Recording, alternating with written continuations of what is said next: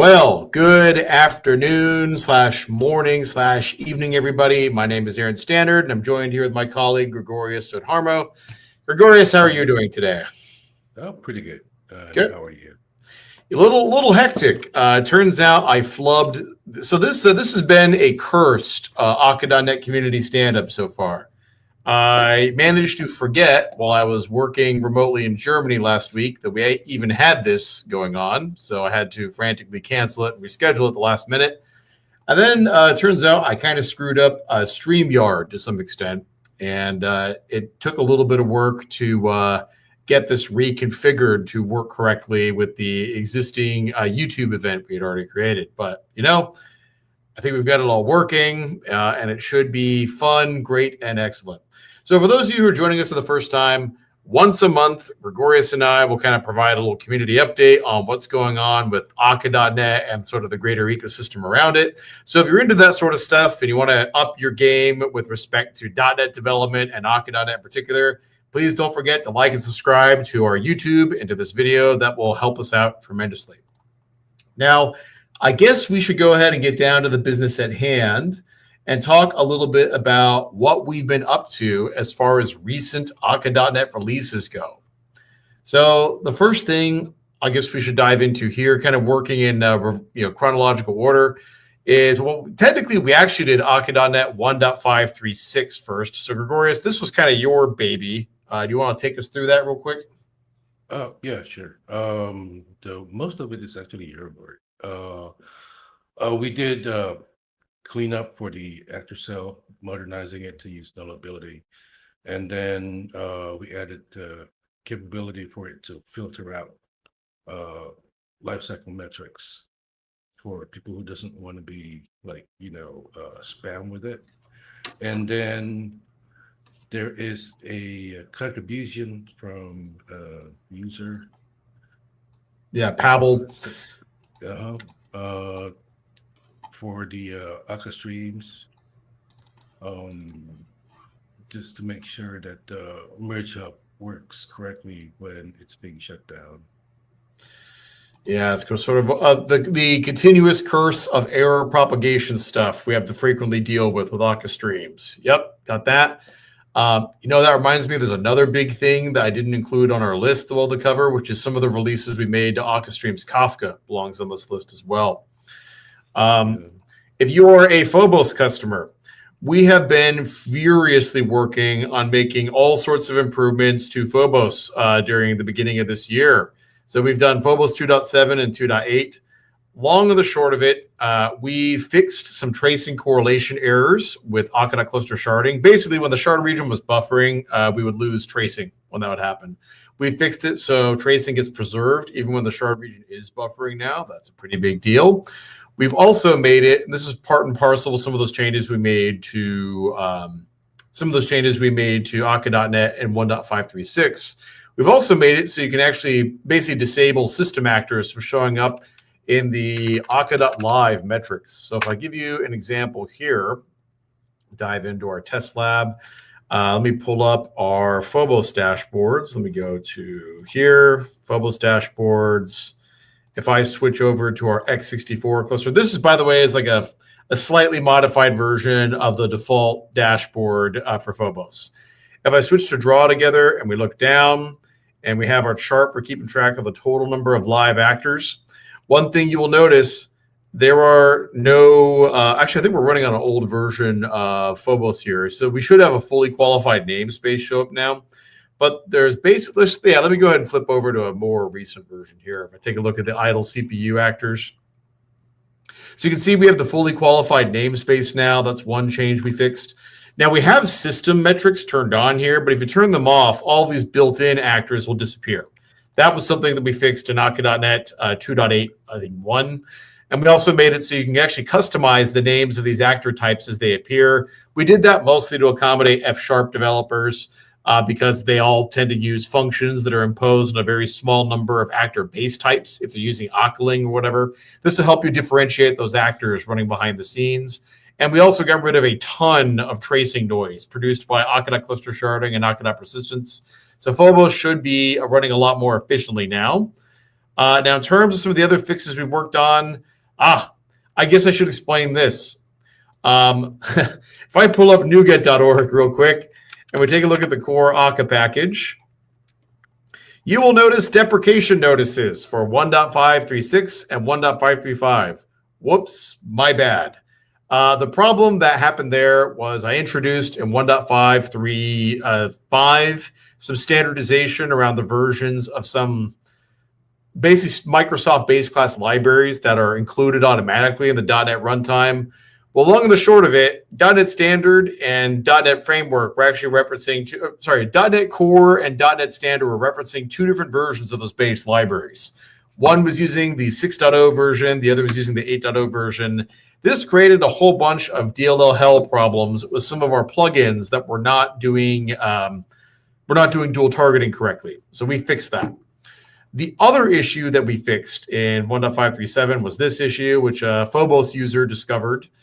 Using their Phobos dashboard, they were able to figure out that we were running with like 100,000 of these resequencer actors, which are part of the Akka.Persistence ecosystem. It turns out the DLL hell problem I caused at 1.535 caused this, where the Akka.Persistence SQL plugin was crashing and restarting constantly due to these DLL hell issues. And it spawned like 100,000 of these actors. This was caused by a bug where we're calling context.system.actor_of.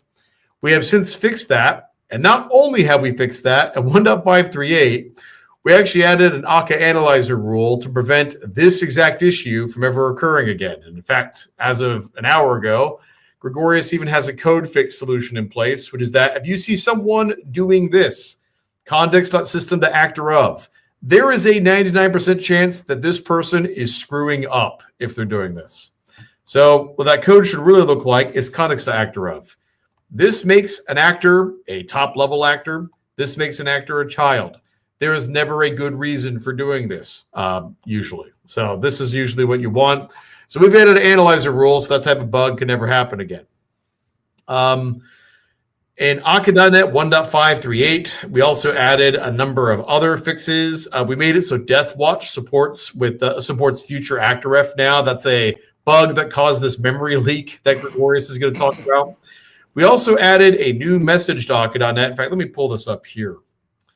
Let's see. We added this pull request that basically allows byte string to get converted to read-only span. That's pretty useful. We added the new analyzer rules, and we added this message to the public API here, the intentional restart message. This is built into core Akka, so it'll work everywhere as long as you upgrade to 1.538 or later. And if I take a look at we don't have documentation for this up, so that's something that we need to do.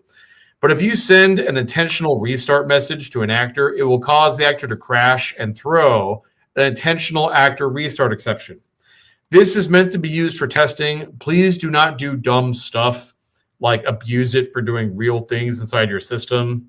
Please don't do that. But we did, in the event that you need to serialize it or send it over the network or whatever, we do support that. But yes, this will cause a whole bunch of unintended consequences if you start trying to use it for real inside your application. Please don't be a bozo. Use it for testing. That's what it's meant for. Designed to test supervision strategies. Okay. That is all of that. Sorry, Gregorius, I kind of stole your thunder on the Akka analyzer stuff. My bad. Why don't we talk about, so we'll talk a bit about Akka.Streams.Kafka in a second, since you've been spending a lot of time working on that. But for the first go around here, why don't you talk a bit about this memory leak that we just fixed? And in fact, we just produced a YouTube video on our channel yesterday talking about how to diagnose memory leaks. And we use this issue as our example. So Gregorius, why don't you take the lead here?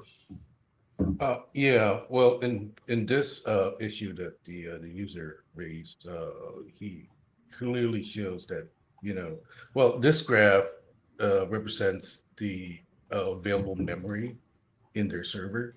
And the trend shows that the longer the application runs, the less memory they have, the less free memory they have. So it's an obvious sign that there's a memory leak going on. So fortunately, the user documented everything, so concisely that we managed to pin it down in just about a day, I think. right? Yeah. So if we found where the problem was and what's causing it, we managed to patch it in about a day. Yeah. Yeah. The user couldn't have made it much easier for us to find it. I mean, he even went through the Git history and figured out which pull request probably introduced the problem. You know? And so it turns out the query throttling pull request was, if you see my video, and I'll go ahead and link to it in the description, maybe, that I did on memory leaks. The problem was the death watch, where the query throttler was death watching the temporary actors that were created via this little ask operation here. And because those temporary actors did not actually support the death watch protocol at all, they got rooted and stayed in memory forever. And so all of the resources, and you can actually see these future actor refs right here, these are the temporary actors. And so the temporary actor includes the child actor path. It includes the task completion source and the task that has this query store granted. And long and the short of it, the fix for this was basically changing the way the query throttler did death watch. But we also fixed it so now temporary actors also support death watch correctly. So that's all we needed to kind of fix this memory leak. We shipped Akka.Persistent SQL 1.538 yesterday with Gregorius's fix. So this is all working correctly now. So no more memory leaks in Akka.Persistent SQL for this particular issue, at least. So you should all upgrade to the latest for that. And if you want to know the nitty-gritty details of how we found it and how we fix it, you should watch the new YouTube video. Yeah, definitely. All right, now Gregorius, we have not done a 1.538 release of the Akka.Streams plugin, Akka.Streams.Kafka plugin, real quick, because you and I are planning on doing some work on this early next week. But we did do a whole bunch of legwork on making the plugin much more reliable in the 1.537 update. So do you want to take us through that real quick? Sure. So for that release, we changed some of the how the event handling is handled inside the Kafka consumer actor itself. We make sure that null propagation is being stopped from being propagated from. Actually, this is a two-step thing. One, we make sure that it doesn't happen in Kafka, and two, we make sure that it doesn't happen in Akka core either. So I recall like this handler was a big fix where the Kafka driver rickrolled us and basically changed its behavior for how it does partition handling. So that was I remember your big breakthrough on a lot of this stuff. Yeah. If you remember, we mentioned this like in our last stand-up, maybe, or is it to I think it was January we mentioned it. January, yeah. Basically, what happened is that the Kafka driver introduced a new event called On Partitions Lost back in 2019. In their proposal, they stated that this change in API should not impact customers. So we decided not to include it in our code. And turns out they did a breaking behavior change, a few months ago that causes a lot of problem with consumers not being able to regain control or picks up any repartition that is happening on Kafka side. So we still have, so long story short, this plugin should work a lot better than it did previously. If we take a look at where was that bug? I think it was not this one. Maybe it was this one. Where we had the charts. Yeah, you can basically see partitions getting abandoned and dying here as a result of like this fix not being implemented. This is all fixed now. This is the big scary consumer issue. That's all fixed. We have a couple of annoying issues that still need to get fixed. This one that Michael Buck reported, and then this one that Jason Blackburn reported. We are still working on fixing these two right now. And I think Gregorius and I should probably have that done. We're hoping next week we'll have that fixed. So Still working on it. So guys, if you run into bugs in the wild with any of our plugins, file an issue. And then, by the way, really good idea, tag us in the Discord. Gregorius and I get so many GitHub notifications that we turned that stuff off years ago. We are not going to go looking for our GitHub notifications, but we do look at the repositories. We do respond to people engaging us on Discord. I'm sorry we have to make it a little harder for you, but that's just a consequence of us supporting, that tens of thousands of companies using our stuff. That's kind of just the price of success, I guess. Not to sound like DJ Khaled there, but that's that. Okay. Upcoming Akka.net releases. We have some progress that is being made on Akka.net 1.6, specifically AOT support is where all of our effort is concentrated right now. So if I go to the main Akka.net repository, I think the one I'm most excited about is Michael Buck's pull request here. So if I take a step back for a minute, and I know we talked about this a bit in our January community stand-up, but one of the things that we did here is we added an AOT compilation canary based on January 10th. This uses the best practices that Microsoft recommends for library authors for ensuring AOT compatibility. And if I scroll down to the build output, no one's happy. No surprises there. But if I go down to the AOT compilation canary for Linux, and we look at, this might not even be cached on Azure Pipelines anymore. Let me take a look. Yeah, no, it's not cached anymore. We have something like 56 outstanding warnings right now in terms of the total number of AOT violations that are there. And there's several big sources where AOT problems are coming up. One that we fixed already is we got rid of system.configuration for all .NET 6 and .NET 8 users. So like that was a huge source of configuration warnings right here. Yeah, in fact, here's the pull request for that. So I think we had this done before our previous meeting, but we got rid of the configuration manager. The other two really big sources of AOT problems, actually there's three. One is the receive actor. Specifically, it has a whole bunch of technology that was super cool back in 2014-15 when it was written for doing a basic delegate compilation, which uses reflection.emit under the covers. Reflection.emit is bad, and AOT does not like it. It violates the principles of static linking, which is what AOT needs. So we got to get rid of it. Michael Buck has done some heroic work getting the receive actor to run pretty well without any of that stuff.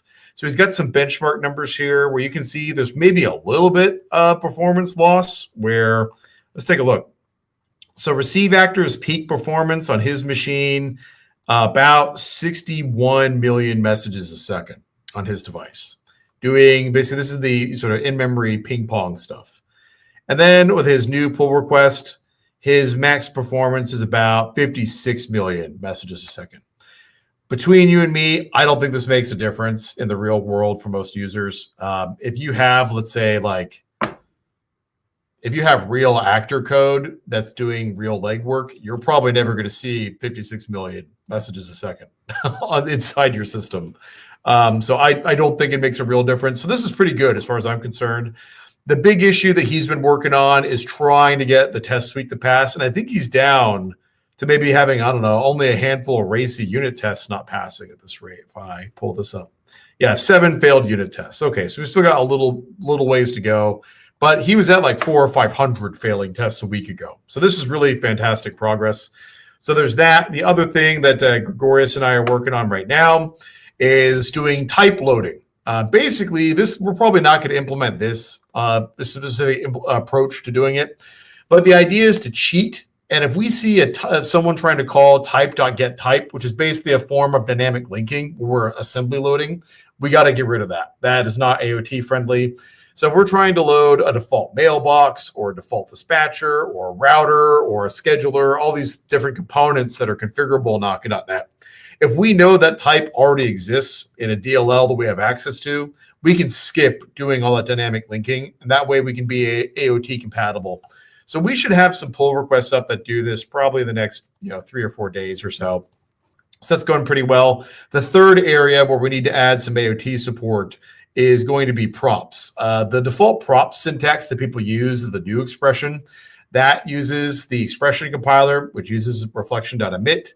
That is also bad, and we got to get rid of it. We've also known that that form of props is actually a bit of a source of performance issues for people that are spawning lots and lots of actors. It uses both a fair amount of memory and CPU. So we're probably going to change that to just use a delegate instead going forward. And that should solve some of those performance problems. The only people who will be negatively impacted by that will probably be the people doing remote deployments of actors, because it'll break functionality for that. We'll just have to include a runtime warning, and maybe we can do a little bit of Akka analyzer work to basically tell you what you need to do to basically make sure that your remote deployment still works. So there's a bit of legwork we can do to potentially assist with the breaking changes there, but that's something that we probably need to do in order to make AOT AOT should work by default going forward. So that's something that we're trying to implement. So yeah, that's basically how all of that is going as far as future Akka.NET releases go. Let's see, comment from Ganther here. That type loading stuff is actually a pretty good optimization for non-AOT scenarios as well. Yes, what this will probably do is it'll improve a lot of the actor initialization performance. This and the props change should make it. We have a benchmark for spawning how quickly, or for a benchmark for measuring how quickly we can spawn actors. And I think our performance has kind of hung somewhere between like 45 and 60,000 actors a second. That number will probably shoot up quite a bit to maybe even like 100,000 a second if we're able to make these changes. So that's where we'll see a lot of performance benefits there as well. Okay, now I think if we go to our agenda, I think we're ready to go ahead and talk about our show and tell, which is going to be Akka.NET Bootcamp 2.0. Let me go ahead and pull this up here. So by the way, I want to give a little shout out to some of our new Akka.NET community members who've been going through Bootcamp. I listen to your feedback when you send emails or tweets at me telling me that things like, hey, Bootcamp really sucks. And they were a little bit nicer than that. But basically what they were trying to tell me was that Bootcamp 1.0 is so aged and dated at this point that it's like not even usable. And, I listen to that and take it to heart. And one of the things that we did earlier this year at the Petabridge side of things is we actually switched email providers. And so Bootcamp was usually delivered pretty heavily via email before. Well, I took a look through the Bootcamp emails while I was porting it. Right around the time I got feedback from basically 2 or 3 users kind of complaining about their experience with Bootcamp. And I had to review all the content myself, and I had to agree with them. I was like, Bootcamp 1.0 served its purpose, but we probably should have migrated it to use, some newer techniques 5 years ago. And we definitely should have upgraded it again after Akka.hosting shipped. So we did this. We went ahead and we restyled the whole Bootcamp landing page. We've got so basically arguments for why you should use Akka.NET, list of customer logos here. These are all people who are not necessarily Petabridge customers, but are definitely Akka.NET users. And then finally, we have Bootcamp. We did a couple of little things different here. While it would be great if you signed up for the Petabridge mailing list, this helps us distribute our blog posts and announcements when we're doing trainings. Also helps us promote our products, which, is how we grow the business and support the project. But one of the things I decided to do is I don't really want your mailing email address if you don't really want to hear from us. So if you really super duper just want to do the lessons and never hear from us again, you can just click this button and this will take you directly to all the lessons. Now, one thing we changed is we decided not to go ahead and host Bootcamp inside the GitHub repository. I mean, the GitHub repository still has, if I pull this up, it still has the completed code samples and has some of our literature and all that stuff. But we decided to host the lessons on the website for 2 important reasons. The first is, and I'm working on this right now, the first reason is we're going to be embedding some how-to videos in each of the lessons. That is not something that GitHub lets you do, really. You can't really do video embedding. Like I couldn't put an iframe in the middle of a markdown document, which is how you typically embed a YouTube video. So that's one reason why we did it.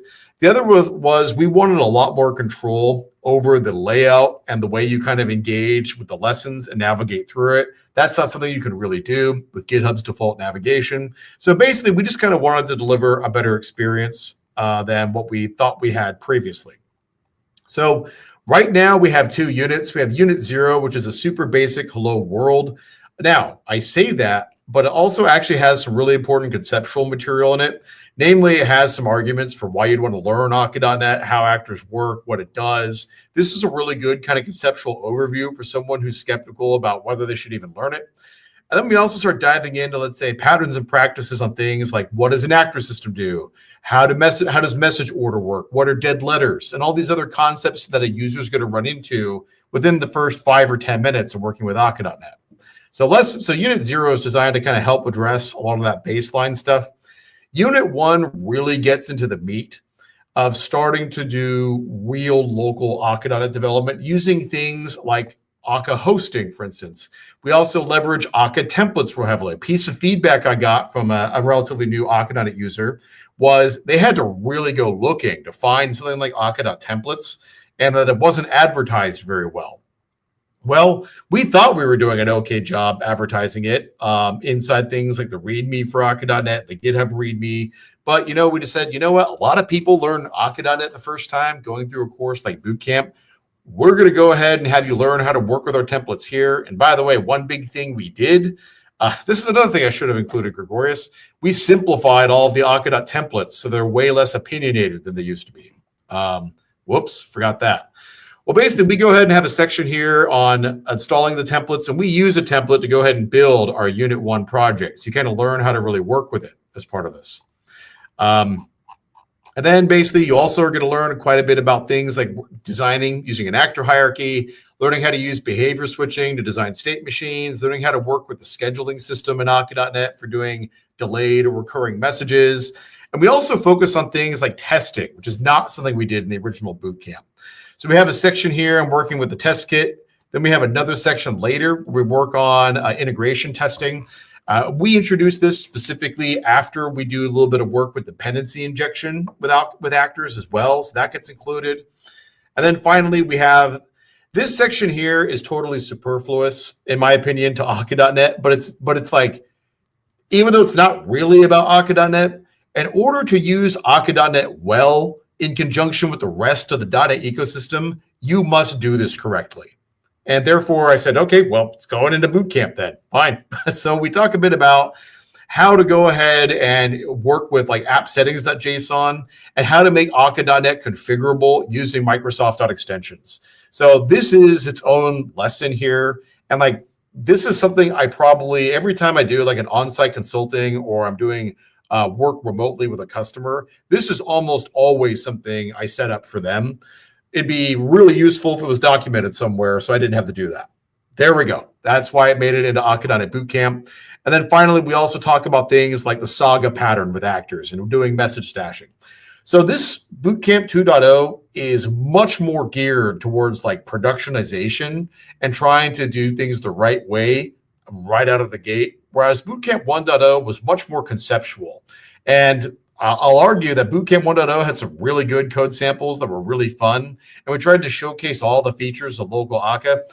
We're much more focused on if you want to build, a production application with Akka.net, these are the concepts you need to be aware of. Here's when you should use them. Here's how you integrate this stuff with the rest of the .NET ecosystem in a way that makes sense. So even if you're an experienced Akka.net user, there might be some value in going back and refreshing this. So if you want to get access to Bootcamp, you can just go to the Petabridge website and go down here to the Bootcamp drop menu, click Start Bootcamp, and you can either sign up to get it delivered to you via email, or you can just skip it, go straight to the lessons and start browsing it. By the way, we also have comments at the bottom of each of these articles now. So if you want to comment on things that seem wrong or whatever, you can do that. We also have a room in our Discord for being able to talk about Bootcamp as well. So that's all there. Let's see, one comment here. Is there also a section about properly shutting down your local actor system when using persistence? So we do not have a persistence unit yet, but one thing I will say, Danther, is that because we're using Akka hosting, Akka hosting is supposed to do that for you. So if you shut the process down, Akka hosting ties the actor system's life cycle to that of the process, and it should engage in a clean shutdown. Therefore, that's not something you should need to worry about anymore, hopefully. But that's something that we do try to automate for you via the Akka hosting tooling should take care of that ideally. So hopefully that's not a lesson I need to write, but you bring up a really good question that'll serve as a segue for my sort of parting thought here. What are we going to include in the future of Akka.NET Bootcamp? So one thing I wanted to do with Bootcamp 2.0 is I did not want to sit here and try to perfect it and get everything done all in one go. I wanted to replace the stuff that was already out there and then gradually build up Bootcamp to include a lot more of the material that I want to incorporate. So this is what we're planning on doing in the future. Probably the next unit that we're going to do is ASP.NET Core plus Akka.NET integration. So how would you integrate Akka.NET into a web app? We do have a .NET New template for doing that right now, but it's like super over-engineered for what it needs to do. So we're probably going to simplify that, then do a unit on this where we talk about using actors for things like you can use actors for queuing, caching, running background jobs, doing scheduled tasks. All these things that people might need to use a library like Hangfire for or something today. We're going to go ahead and work on trying to simplify a lot of that and basically just kind of give you some examples of how to work with actors and integrate it directly with ASP.NET Core. I think that would be really useful. We're going to have a unit on Akka.Remote and Akka.Cluster. We're going to have a unit on Akka.Persistence and another one on Akka.Streams. Now, this stuff isn't going to compete with our paid trainings that we have available. Like we're actually doing a application design course tomorrow. These are for people who are support plan customers. I don't view the stuff we're doing in Bootcamp and the stuff we're doing via webinar as necessarily like one's a replacement for the other. They're basically designed for different learning styles. If you want to sit down and spend a day and a half going through a Bootcamp course and kind of learning by doing and building some samples, that's great. But you might also benefit from doing a live course where you're able to ask questions and try to be a little bit more interactive. That's what these are really for. So I don't really view them as necessarily competitive with each other from that standpoint. I think basically if you're really trying to learn Akka.NET and productionize it, doing both is probably the best solution. But the one thing I really did want to nail with Bootcamp and all the new stuff that we're going to be doing with it, I wanted to make sure that people got the right information on what the best practices are, what's the right, let's say, sort of set of idioms for working with Akka.NET. And I wanted them to start using our templates right away. So that way the table is set for success from the get-go. Really, this kind of harkens back to what we wrote in the README for Akka hosting. Let me pull that up real quick. If we go here, we call it the pit of success for Akka.NET users. So things like the application shutting down properly, Danther's question.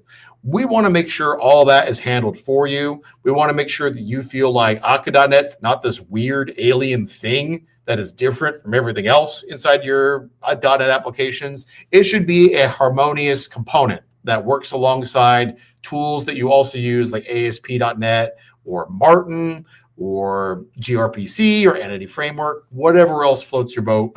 Akka.NET should be able to ride along with that throughout the rest of the ecosystem.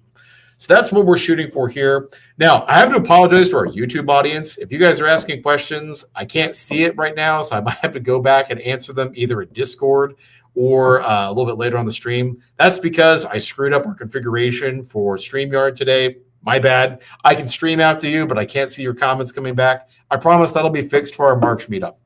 But otherwise, thank you very much for your time today. We really appreciate it.